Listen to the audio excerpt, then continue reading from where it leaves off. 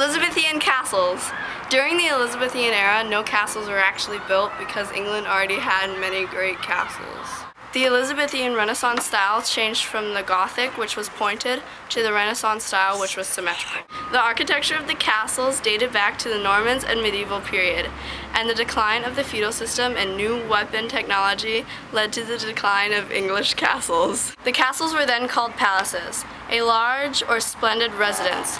After the development of firearms and cannons made castles an easy target and were then easy to destroy.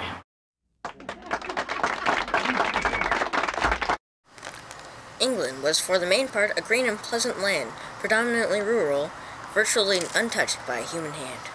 Because of England's great landscape, there were thriving merchants dealing with strange and exotic imports coming to England from overseas. Potatoes from Virginia, sugar and spices from the Caribbean, India, or China.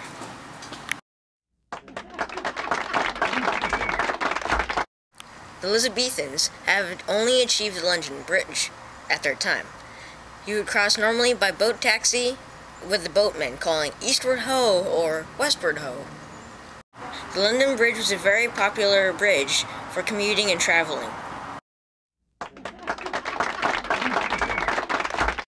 Elizabethan prisons. The most common crimes were high treason, blasphemy, sedition, spying, rebellion, murder, witchcraft, alchemy, theft, cut purses, begging, poaching, adultery, debtors, forgers, fraud, and dice coggers. Even if you were begging and were caught numerous times, you could be sent to prison and ultimately be hung. The Tower of London has served variously as an armory, a treasury, the home of the Royal Mint, public records office, and home of crown jewels of the United Kingdom. At the peak period of the castle's use, it was a prison from 16th to 17th centuries when many figures fallen into disgrace, such as Elizabeth I before she became queen. The Tower of London was founded towards the end of 1066 as part of the Norman conquest of England. Tavern is another name for a bar, and many people went there to spend their spare time. The Thames River comes from the Celtic word for river. The Thames River is 215 miles long, the second longest river in the UK. The River Thames is a major highway for international trade. Thames River has a very competitive punting teams. Punting is a square boat. Punting, you use a square boat where the person stands on the back and rows. There were many Stratfords in England, with the old Roman roads intersected with rivers. In Stratford-on-Avon, they had a weekly market, all the buildings were made of timber, and people watched jousting, professional actors, and colorful scenes. Because of King Henry VIII, priests and popes were taken out of churches in Europe.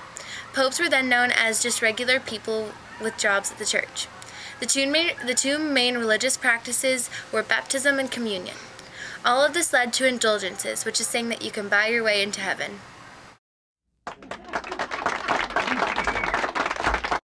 There are very specific flowers and other plants that are in season during different times of the year. Like in January and February, holly and ivy were the favorites, if it wasn't snowing during that time. In March and April, there were violets.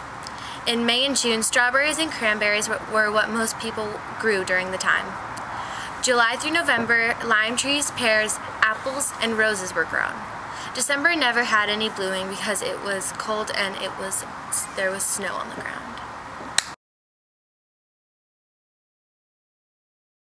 No, I have to. Okay. Is it filming? Okay. Oh God. Okay. Okay. Stop. I can cut it out. Okay. Stop. Already press play. Okay. I'm in the shot, right? No, not at all. Hey! Even if you were begging and were caught numerous times, you could be sent to prison and ultimately be sent to where?